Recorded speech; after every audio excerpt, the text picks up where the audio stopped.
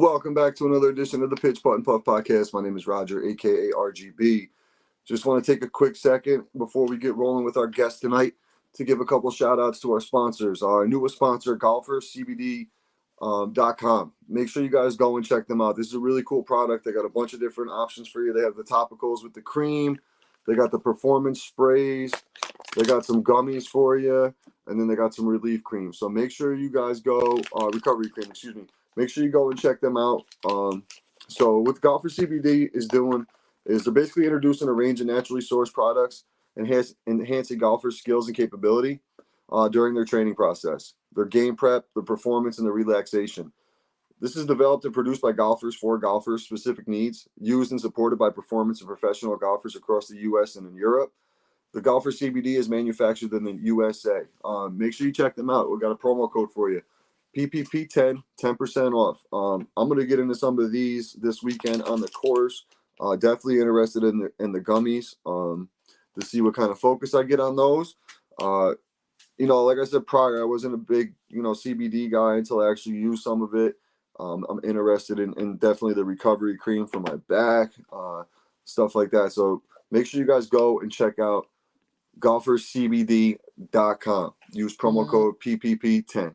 Also, can't forget 420 Bliss, located at 740 Hoosick Road in Troy, New York, located right in the Walmart Plaza. Make sure you stop in there, check them out if you're locally in the 518. You don't feel like leaving the house, you can use the website and they'll deliver. So 420-bliss.com. Make sure you let them know the Pitch Putt and Puff crew sent you. They have everything you're looking for, from vapes, edibles, tinctures, flour, pre-rolls, you name it, they got it. Ty and the crew over there definitely holding it down. And then once again, my man Marty at Trouble Off the Tee. No better sponsor to have for me because I struggle off the tee more than anybody. Make sure you check out troubleoffthetee.com. We got promo code RGB for 15% off site-wide, as well as promo code PUFF for a limited time offer on buy one, get one free on the polos. But real quick, we're going to take a quick break and get into our guest tonight. Real excited about this one. We're going to have a little reveal tonight, a little surprise gift I got from this guest that I'm really anticipating opening and see what it's all about. So stay tuned. And we're back here with the Pitch Putt and Puff podcast. Once again, it's RGB. Like to introduce my guest tonight. We got Slick Willie from the Slickest Golf. What's up, Willie? Appreciate you jumping on, man. Aloha from Maui, Roger. What's happening? What's up, man? Yeah, what is it, 6-hour time difference we got here? Well, you just put your kids to bed, and I have not gotten mine down for a nap yet. Oh, yeah. So, yeah. Oh, it's beautiful out there in Hawaii. I really appreciate you jumping on, man. I've been checking out your stuff. I think originally what I seen on there was one of the custom head covers you did was like, I don't know if it was a Ghostbusters or Ninja Turtles or something that stuck out to me. Brought me back to my childhood, and I was like, oh, man, that's dope. So why don't you tell us a little bit about yourself and how you got into the business? How about we talk about what you just said first? Nostalgia, okay? Yeah. Yep. Nostalgia is something that you and I both know. We feel something when we see something. Yep. Ghostbusters, Ninja Turtles, you name it. Like, nostalgia is very strong. And when you talk about golf, I'm not going out there playing with super young, super old. I love playing with our age group, right? Yep. And nostalgia plays a huge part in us coming together. So I love the idea of anybody getting whatever they want put on their covers. It speaks their language. I honestly, Roger, I don't like people getting things with their names on them. Why would you said that. You said that to me. Yeah. Yeah. But look, if you like Thundercats, I'm on board. If you like something I don't even know about, which like I did a Squirtle Turtle Pokemon, that I think that missed our generation, or maybe 10 years removed. Yeah. I'll still do it because it means that much nostalgia to you. But I really want to make one-of-a-kind, custom, stitched club covers that reach your soul, that reach your energy. And my mantra really is that if somebody looks from it at afar and connects, they're connecting with you. Right. And if they don't, they're not your nostalgic type. They're not in that group. But Yeah, you're still making it personal, but you're not personalizing it, is what it sounds like you like to do. Exactly. And I I try to do my part to pick the brain of the client to really draw out. Yes, of course, you're gonna like your school logo. Yes, of course, you're gonna like it in my style, or maybe not, whatever. But it's digging deep. Do you really want to put so and so on a cover and represent that, or can you dig deep and find something original in you, and I'll make something original for you? Yep. Yep. That's awesome. Yeah, because yeah, there was a bunch of different things that I seen on there that stood out, man. Just the custom work that you do. How did you get into it? How did you start getting into the custom head covers? Yeah, so I'm a I'm a product design graduate. I like making stuff. I'm an inventor. Anything in my house can probably be connected Bluetooth speaker, you know. And then probably about 2.5 years ago, my wife was getting rid of a fake, crappy Louis Vuitton tote bag. It was this huge bag, but she was throwing it out. She hadn't used it. She Yeah. goes, "I know you'll probably make something out of this." And I had just bought a new driver, and we can get into my golf later, but it was kind of that cheap Cobra driver, but it had this really kind of cool cover. It had 7 panels, as I call it. So I chopped this bag up, and I measured everything, and I reverse engineered the cover and engineered the tote bag to turn it into a Louis Vuitton club head cover. Huh.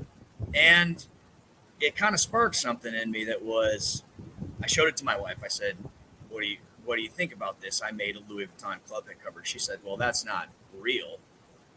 I said, "Well, what's real then? Because it is in the flesh. It's good. Yeah. Like it's somebody might want something like this, you know?" Right.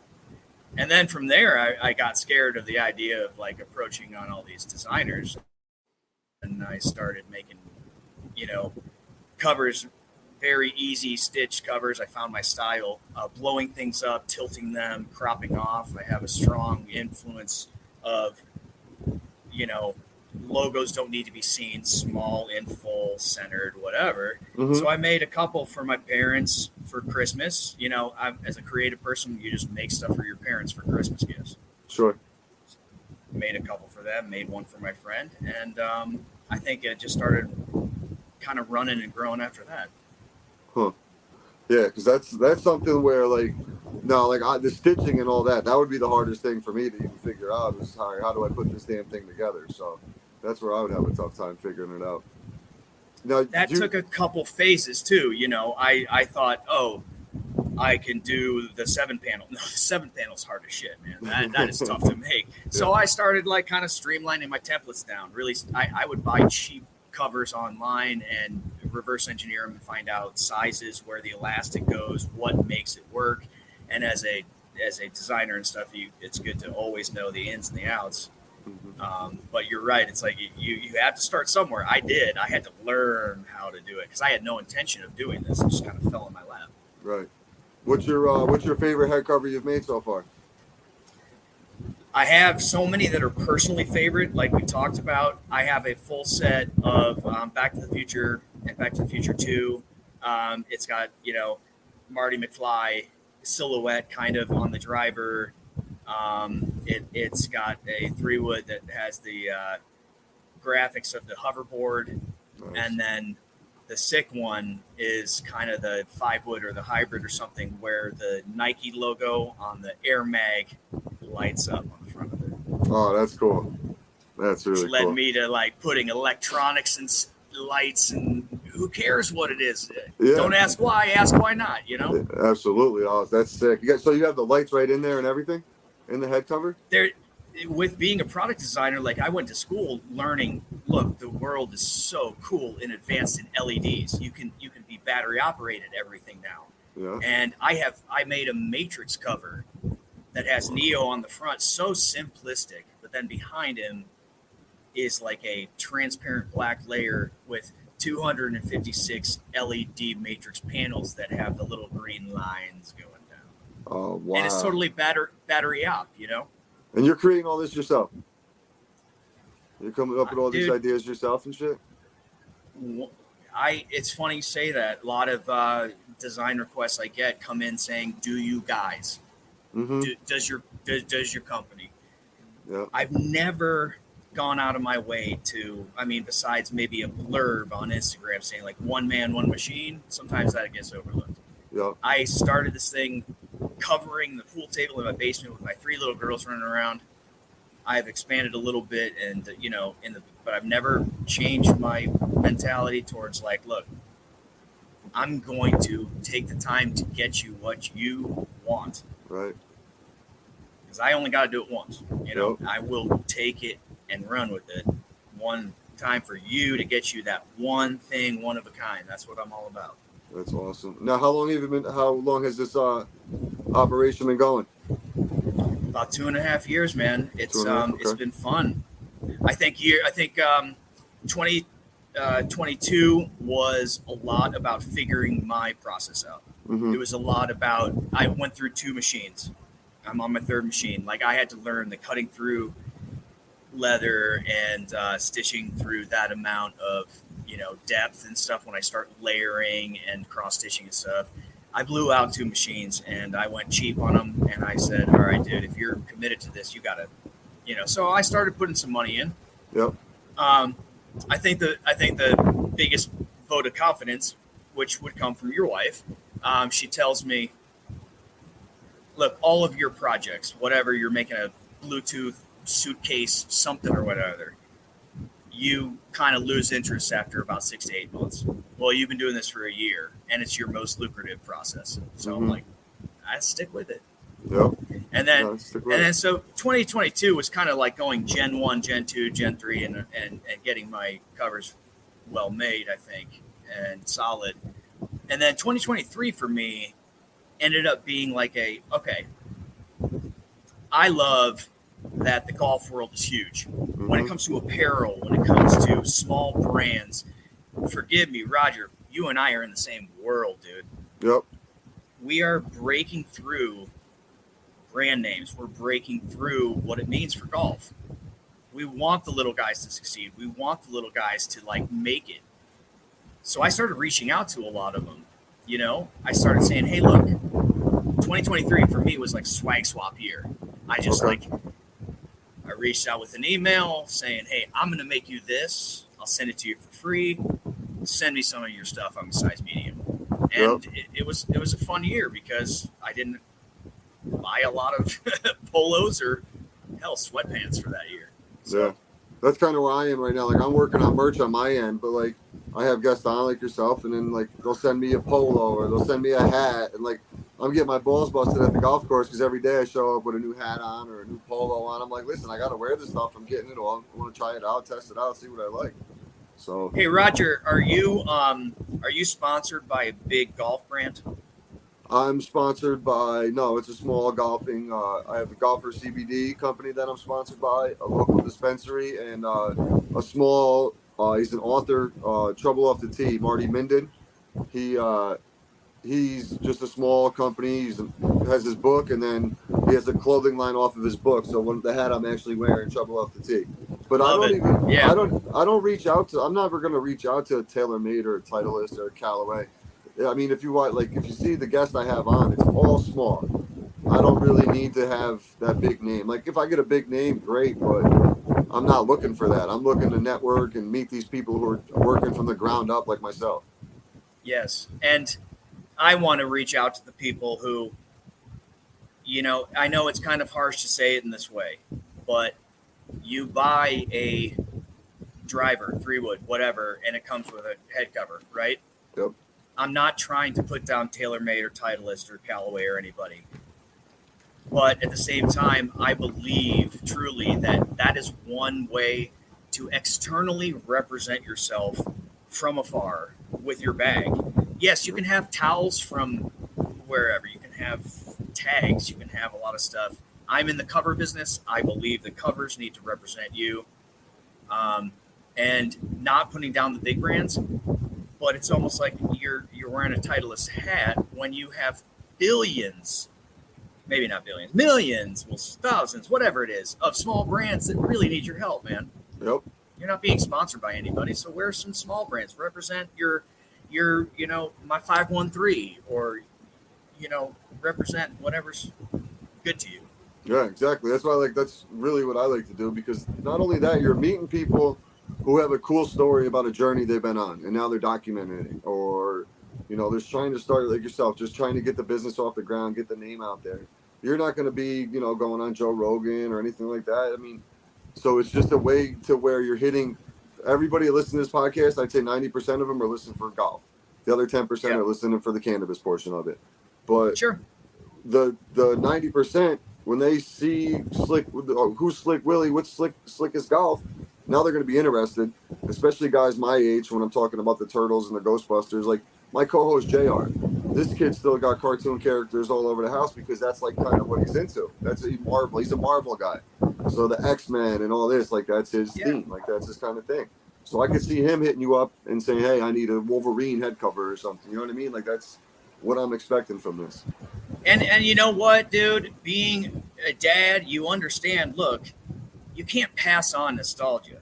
It's not something that you can't drill your kids on that. But when you have something that you like from your childhood that your kids like, for me, it's like Sword in the Stone, or like, the movies, or the pastimes that I just was in love with and know back to. I can't wait to, my oldest daughter is now watching Star Wars with me, which is awesome. But I can't wait to do Back to the Future and Goonies and all that, my nostalgic feel. You know what? If they don't like it, fine. Right. I just did though, man. I just did. My daughter's 6. I just did the Goonies. I think I did it a little bit too early. Dude, I was gonna say 6, but okay. I think I did it a little bit too early. I kind of had to fast forward through some of the parts.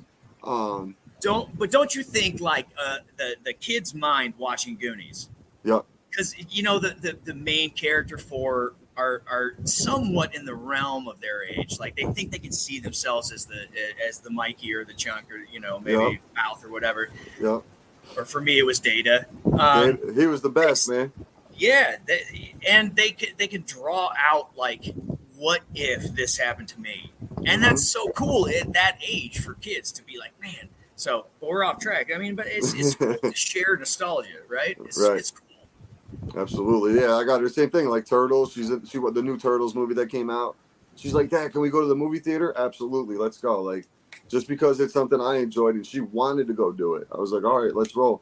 So I try to keep her and let her do it. But she's got her princesses and her Barbies, and she does her own thing. Oh, absolutely. Too, so, yeah.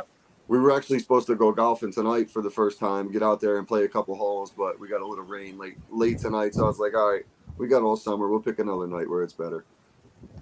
And man, sharing golf with your kids is the most amazing thing. Yeah, I can't wait.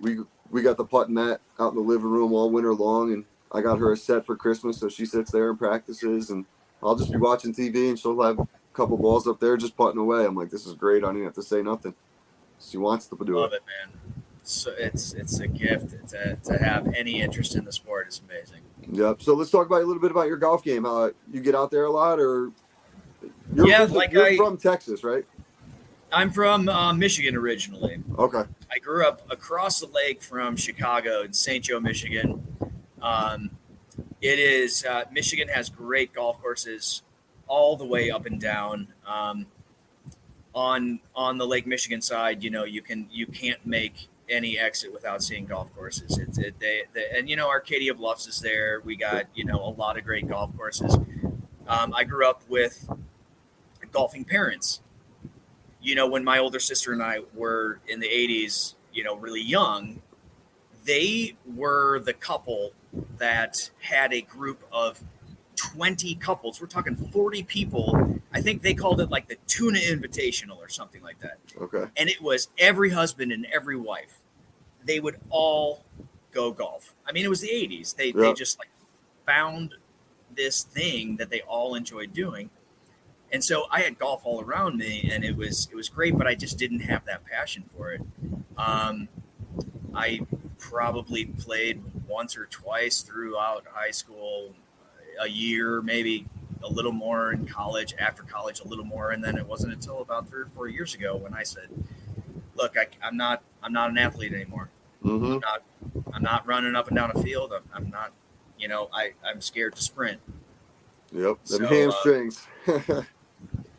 you, I'm really scared now to sprint, Yeah, but no doubt. no, it's a fun thing about getting old where you can realize like golf is this golden opportunity to get good at something that, and you know what, dude, my dad is in his mid-70s and he beats me every time.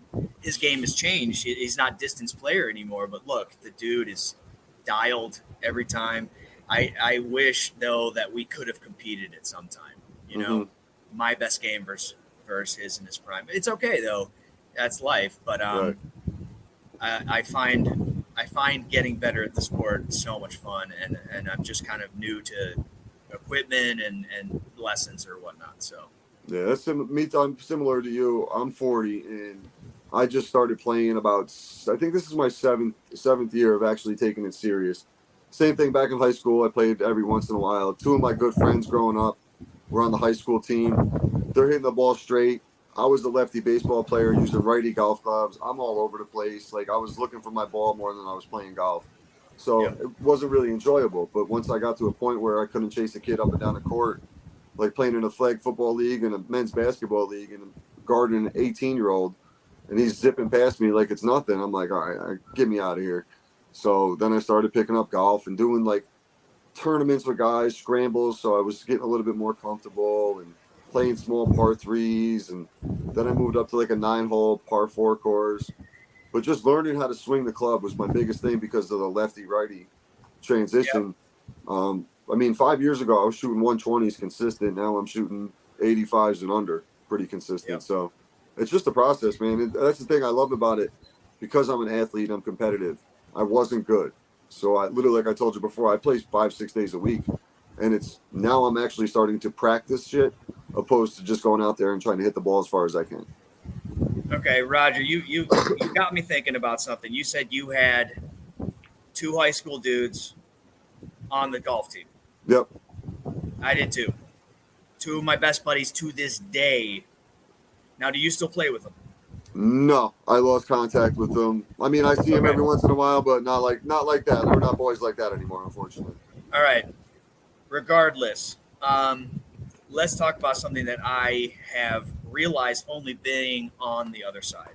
I believe that there is a hump that any beginner golfer, anybody getting into golf, or anybody that thinks they can't play with somebody else, they can't, or they're like, I'm not that good, so I'm going to pass on golf. Yep. But then there's this hump that you get over. Yes, you do have to get out. You do have to practice, but there's this hump that you get over where you're like, and for me, I think it was starting to carry a handicap a couple years ago.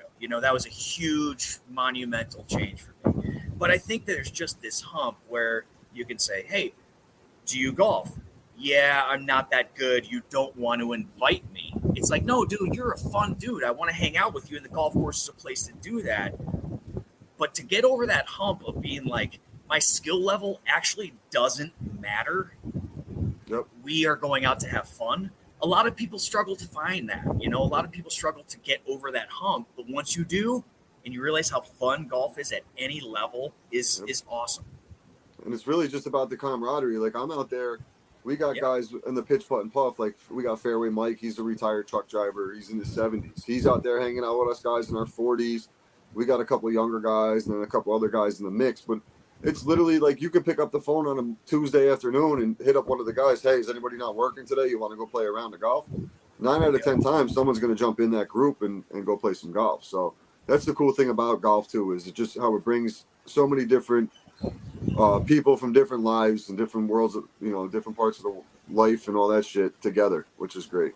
It's not just the rich old white man sport anymore. It's everybody. Right.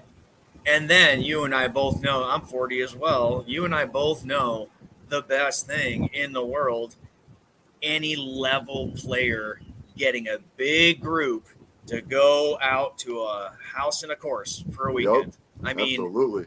The golf weekends, I don't care if we'll assume you're a 30 handicap or whatever. I'd love to be in your cart. I'd love to be your partner.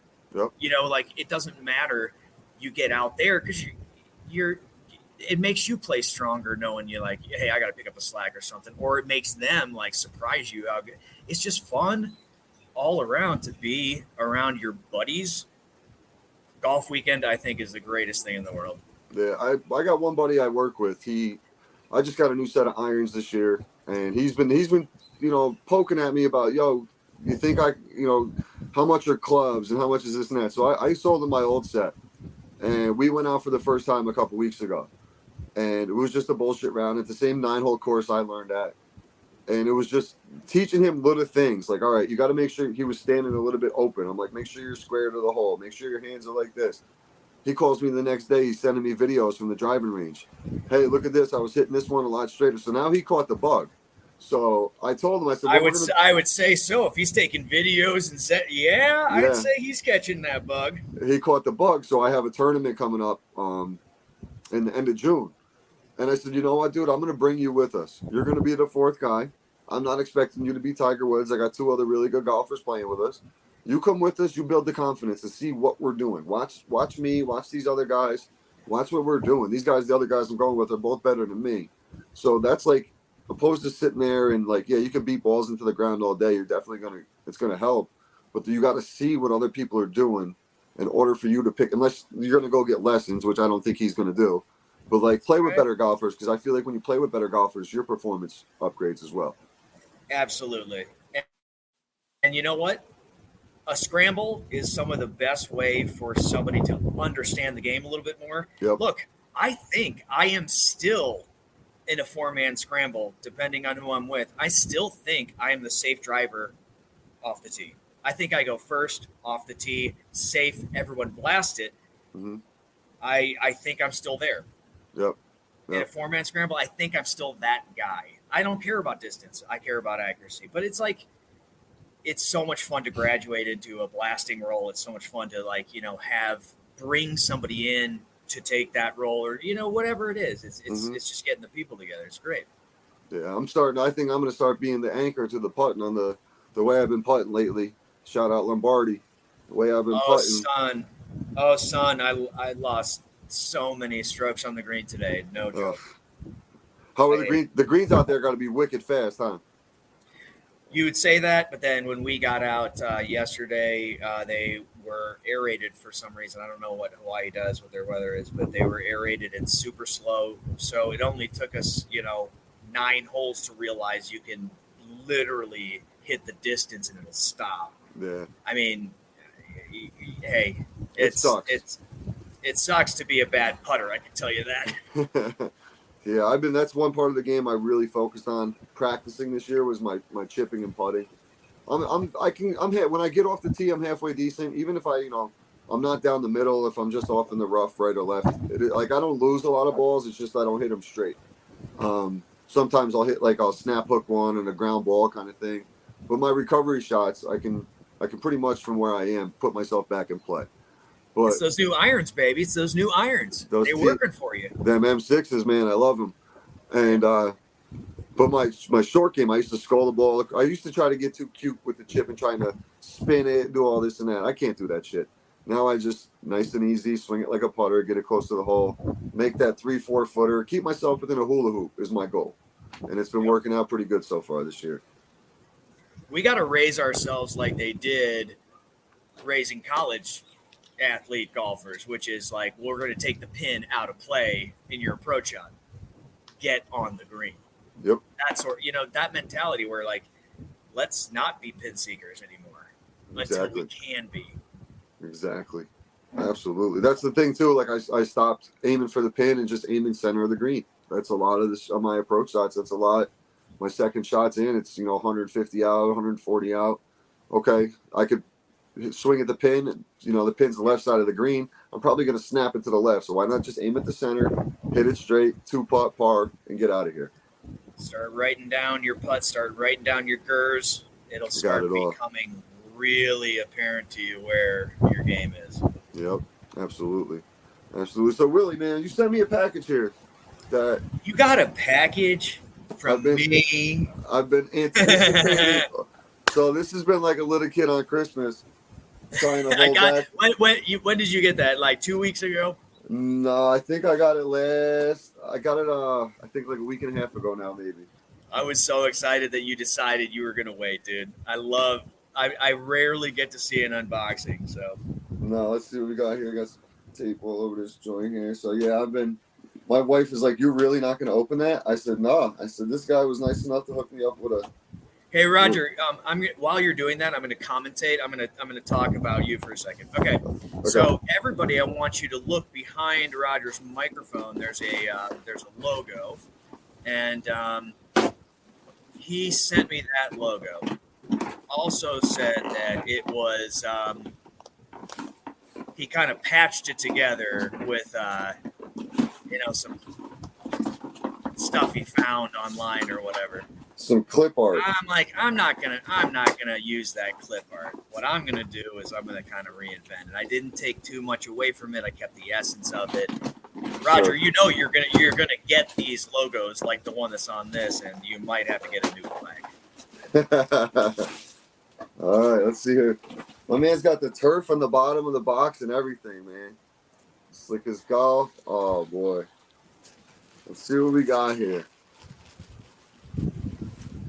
Oh, this thing is fire. Yo, this is it right here, man. This is so cool. Now Roger, you knew what was coming on the front, but I kind of did something on the back for you. Yep. Got a little microphone golf ball. A little microphone golf ball. That is awesome, dude. Really, man, I really appreciate this, dude. This is everybody's gonna notice this on the back of my bag. That's for damn sure. Good.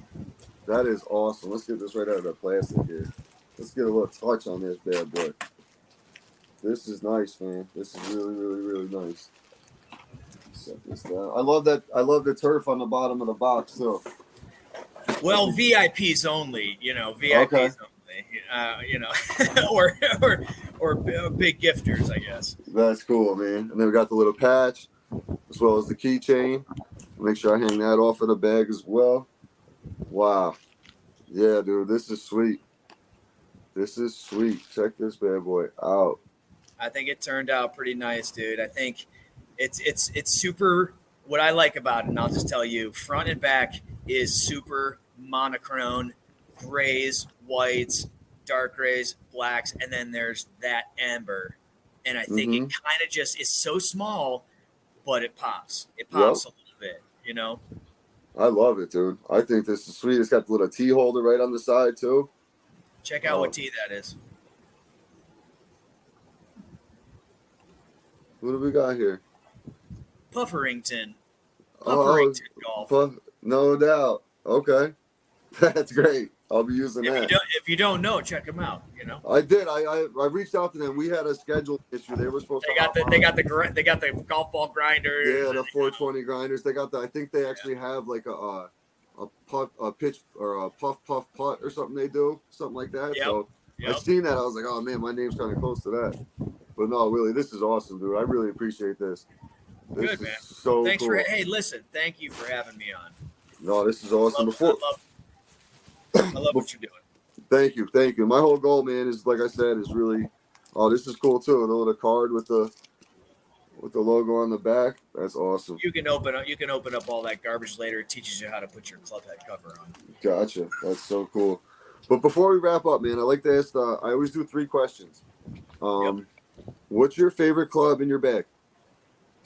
Okay. I'd have to say right now it's my 5-iron. Okay. I do have a 4-iron, and I believe it is way distant from the way that I swing it. I do swing my 6-7 very well, but for some reason I always connect with my 5-iron. It's like become my favorite wedge, like you have your favorite wedge that some people use their 60 or 56 or, whatever around the green, and you have to rely on it because it delivers every time. Like my 5-iron is that club. Yep. That's my 7-iron. Same thing. I can do everything I need to do with nice. it. Yes, exactly. Yep. I can hit a bump and run. I can loft it up and get it up over a tree if I need to. There's a bunch of different I things. can putt with my 5-iron really well. Yeah, I've seen Especially people. if you ever play the game 3-putt poker, which is a fantastic game, using something besides a putter can make you a lot of money. Huh. Okay, no, we never play that. We usually play snake, where the 3 putts, whoever's got the last 3 putt gets the snake, and then usually has to cash out at the end of the day. I think it's kind of the same deal. Add a deck of cards, and I think we're talking about the same thing. Gotcha. My other question would be: what's your favorite course you ever played? Honestly, I have 2 answers. One, my favorite course in terms of what I think is the most beautiful, hardest, best, whatever, is right here in Maui. The plantation course. It is the most beautiful. I've never turned around every single corner to find a tee box and look down the hole and say, this is the most beautiful hole I have ever seen. Yeah. However, I have to say my favorite course in the world is Leland Country Club up in Leland, Michigan. It is a course that we, vacation with our families, and we get out and play as much as we can. And those are the courses. They're almost home courses, but vacation at the same time. Mm-hmm. I call my time up vacation with my family up in Leland as like surf and turf.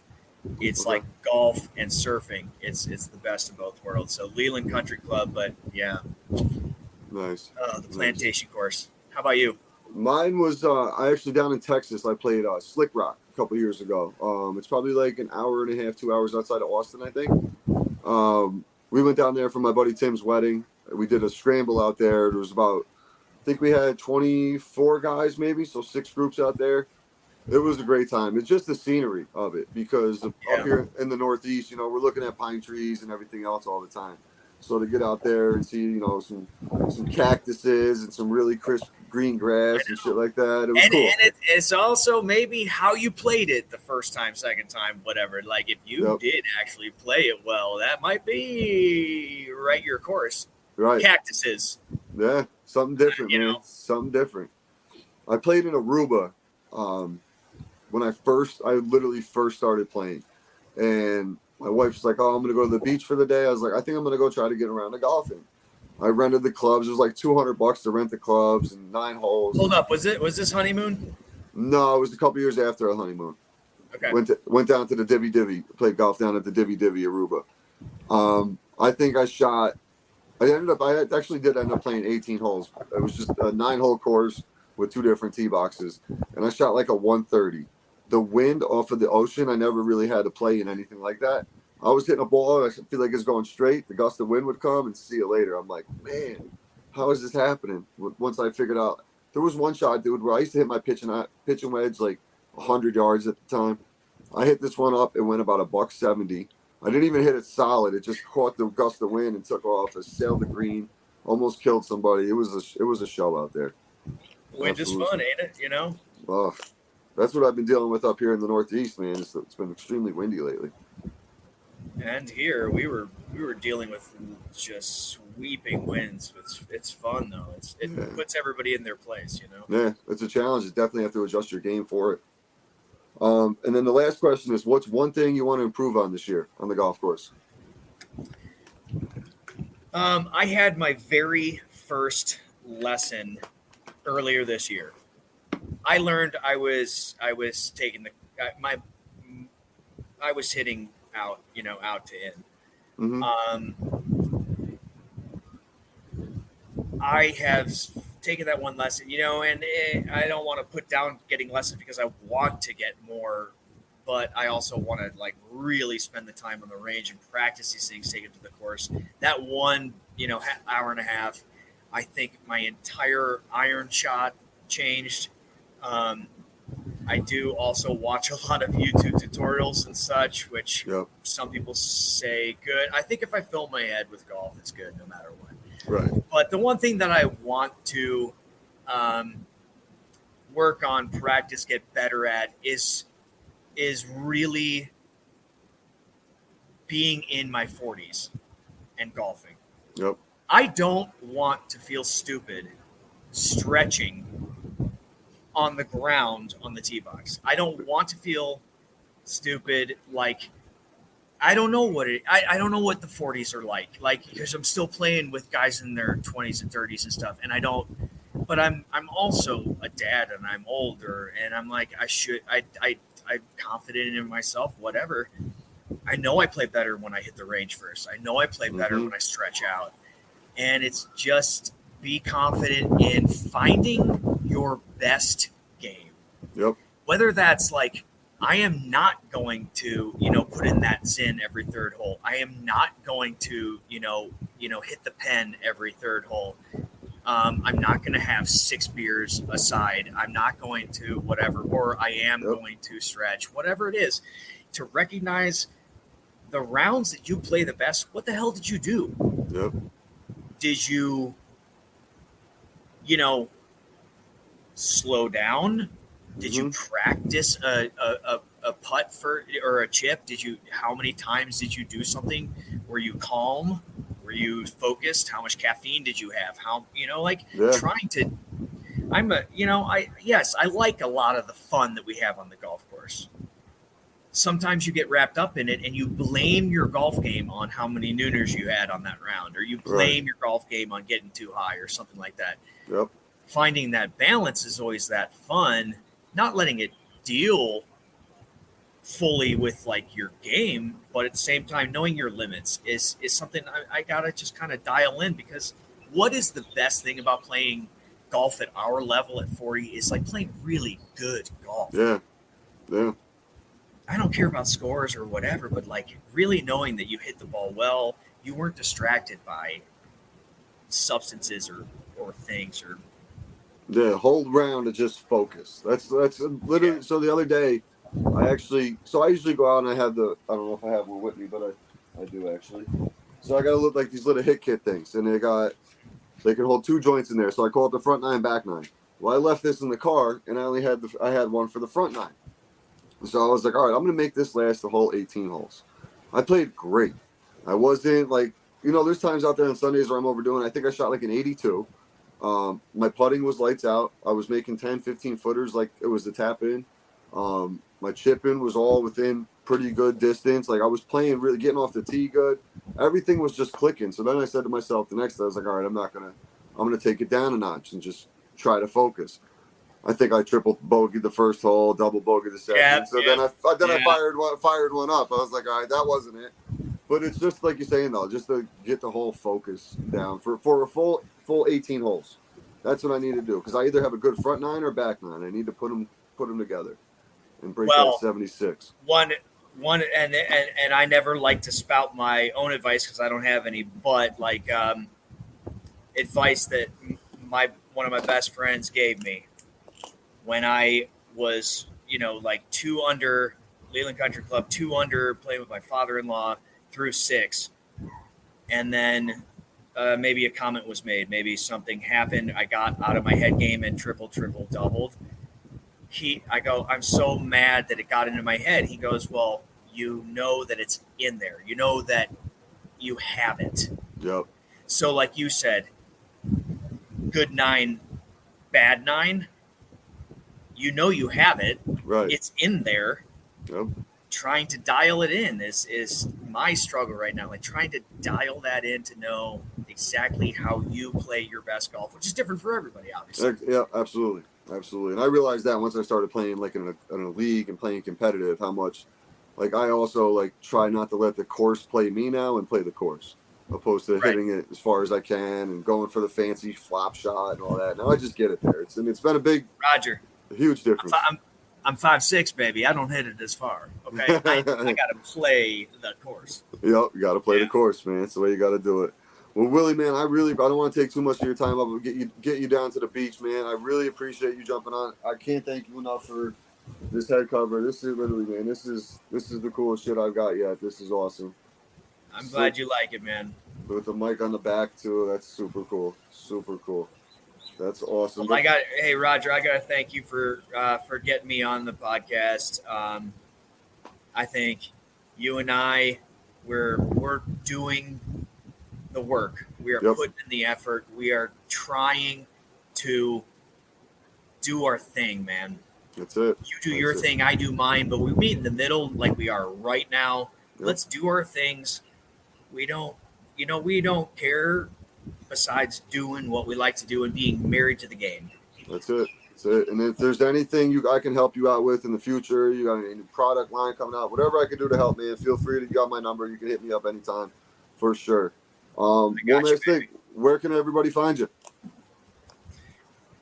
I don't have a website. Okay. I am at Slickest Golf on Instagram. I will have a website soon. I'll tell you, I do not make putter covers right now, but I have a 600-pound embroidery machine, industrial size 15 needle thing waiting to be turned on. So soon I will do that. But right now it's just, custom covers, drivers, woods, hybrids, and slickestgolf@gmail.com. Hit me up. I like to work with you to figure out what you want or what somebody that you're gifting it wants. I want to make something special. Awesome. Like you did here with this dope head cover. Once again, man, thank you so much. I appreciate your time. Make sure everybody goes and checks out the Slickest Golf on Instagram. Willie, thank you once again, man. I really appreciate you. Yeah, Roger. Thanks for having me on, man. Mahalo. Right. Take care. Shout out to Slick Willie, man. This head cover is absolute fire. This is like the coolest custom I've ever seen. The microphone effect on the back. He's got the T slot in there. He just dropped it. Sorry. But yeah, shout out to Willie. Really appreciate him coming on. We've been working on the timing thing for a long time. I'm glad we got it figured out. But once again, like I said, we got the Golfer CBD, golfercbd.com. Make sure you guys go and check them out. They have a bunch of different product lines. They have the creams you see here. They have the performance cream. They also have the gummies. The gummies are, I tried these the other day. These taste really good. And as well as the oil spray. I'm going to give you guys a little bit more of a breakdown as the episodes go here of what each one of these does. As well as I'm going to have the owner of the company on the podcast. He's on a golf trip right now. So as soon as he gets back, we're going to set something up, get him back on here, get him on here, and have him really explain and break down the products for you. Excuse me. Really excited to be working with Golfers CBD. This is a really cool company. Like I said, a bunch of different options that they have to offer all us golfers, especially the guys, my age. We're all in our late 30s, early 40s now. This is the type of stuff, instead of putting icy hot or popping those pills that you don't need. Rub some CBD on it, baby. Golfercbd.com. Use promo code PPP10 and make sure you check them out. Now, don't forget to check out our longest sponsor, 420 Bliss, located at 740 Hoosick Road in Troy, New York, right in the Walmart Plaza. Stop in there. They got all your THC needs, your gummies, your flour, your pre-rolls, your edibles, you name it, they got it. This stuff even smells good. Tinctures, they got it all. Let Ty and the crew know that the Pitch Putt and Puff crew sent you, as well as my man Marty at Trouble Off the Tee. TroubleOffTheTee.com. We got promo code RGB for 15% off, as well as the limited time offer on the polos. That's promo code RGB, promo code PUFF for buy one, get one free on the polos. So make sure you check that out. That is a limited time offer. Make sure you take advantage of it. And then last but not least, the Putter Shop. He was nice enough to hook us up with a wonderful promo code for PPPP, 4 Ps and a 15 at the end. PPPP15 at theputtershop.com. Make sure you check him out. He's got a great deal with Sirixon on different options. And then I got to give a shout out to Lombardi, Paul over at Lombardi Golf. The PS99 has been sinking pars and birdies for me all week now. That's the one part of my game that has stayed true is the putting. So shout out to Paul in Team Lombardi. Really excited to be a member of Team Lombardi. But I appreciate everybody tuning in. Been a real busy couple weeks here on the podcast. Going to really start to slow this down a little bit. Going to really focus on getting some golf content out. Going to start falling back on the guests. The summer's coming. Going to be a little bit tough to line things up the way I'm doing it right now. So most likely you'll see 3 episodes a week. But I appreciate all the support, everybody tuning in. I still have a couple of hit kits available if anybody's interested. Hit me up in the DMs, and don't forget to check out Legends New York Golf Club. Big news coming out of the Legends camp, so stay tuned for that. Michael will be back on tomorrow. We'll do the Thursday episode. It'll be Michael, so from Legends Legends IE out in California. So make sure you check the Legends pages out. Big things coming here in New York. Something planned for the 4th of July. So stay tuned. Appreciate everybody tuning in. We'll see you tomorrow night with the Legends Golf Club out of California. Later.